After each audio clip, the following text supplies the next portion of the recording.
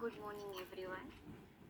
Today I will be elaborating more on social, cognitive, and behavioral theories, with the episodes along with it.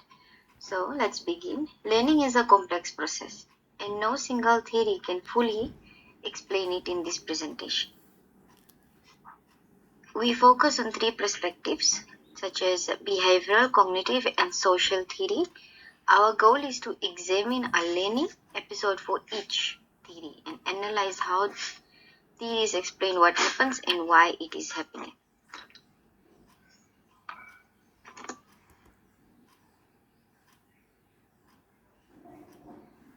Behavioral theory. Behavioral theory explains learning as a change in the observation. Pavlov shows classical conditioning. Skinner's emphasizing on operant conditioning, and Thorex introduced the law of effects. Reinforcement and punishments are centered to shape students' behavior. So we are going over the learning episode. The learning episode here is a teenager girl who hates going to school, of being judged or humiliated. Then over time, Tina was taken to the counselor just to have a consultations of her behavior. And then we came up of a sign that she's anxious, and the following things that were triggering her during lesson time.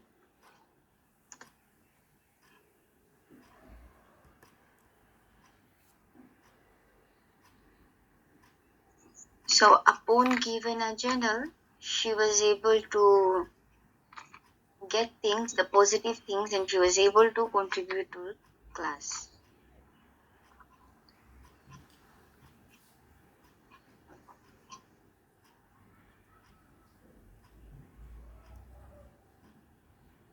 Social learning theory, Vygotsky's social learning theory highlights the importance of culture and social interactions in learning.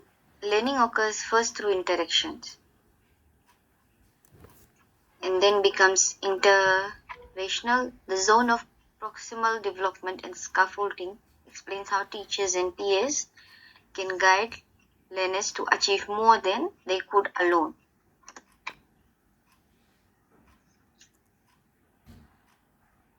So the learning theory of the learning episode of this theory is boys are expected to learn and succeed while girls are expected to be pretty. Those are the social theories that people comprehend. At the age of 10 months, both have the ability to crawl in the zone of proximal development of full learning, how to stand on their feet. The more knowledgeable other is the parent that is providing all this care and support for them. The boy is encouraged to explore and explore the equipments that is around him, such as railings and holding it and moving on.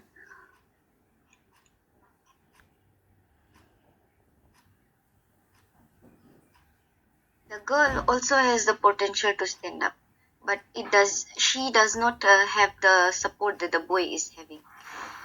When compared to the two, the girl is still trying to get up, but the boy has moved to a new zone. Due to the more knowledgeable person helping them, the boy has more potential than the girl. So both eventually learn how to walk, but according to Vygotsky, the boy will be more skilled.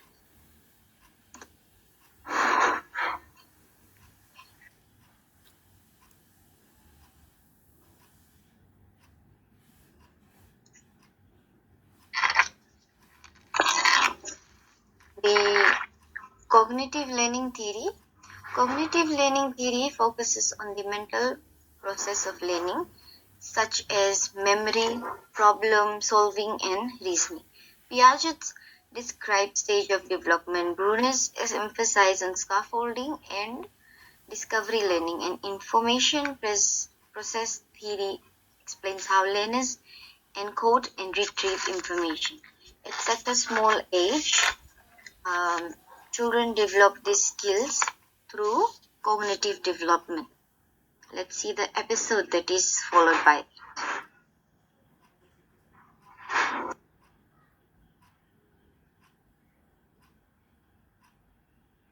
So cognitive learning, a girl picks the taller glass thinking that she'll get more by logic. Students can understand that if 3 plus 5 equals 8 and 8 minus 3 must equal 5. So it's the opposite of it. So if it means 3 plus 5 will give you 8. So 8 minus 3. The 3 that you added at the beginning, if you minus it, you will eventually get 5.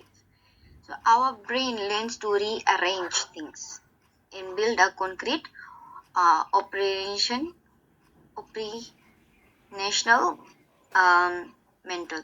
So when we are trying to construct things from one point to another, that simply means it can also move to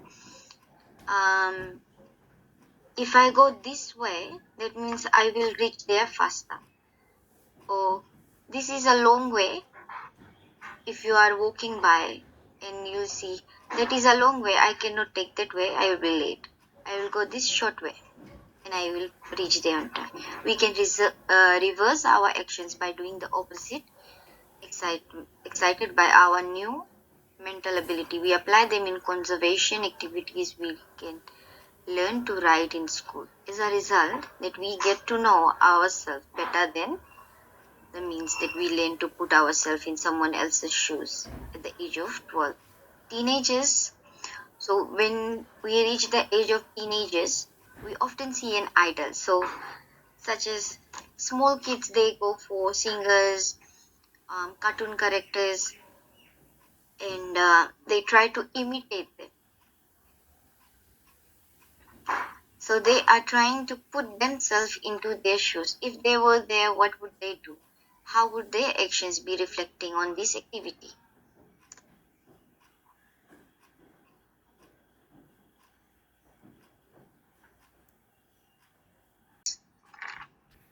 But relies on extreme motivation. The cognitive approach emphasizes on scaffolding and prior knowledge, leading to genuine understandings.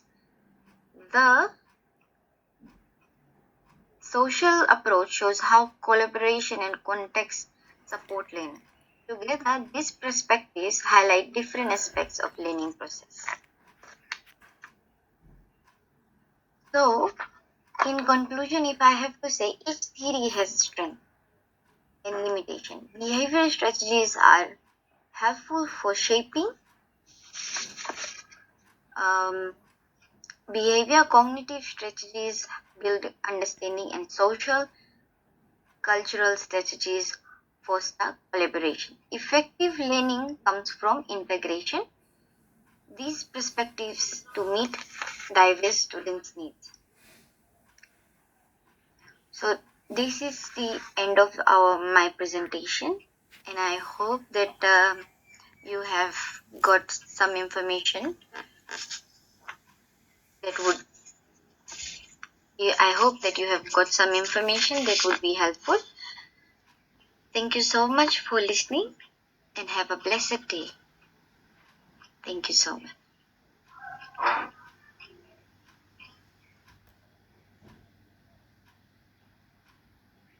These are the following references that I have used to get this presentation.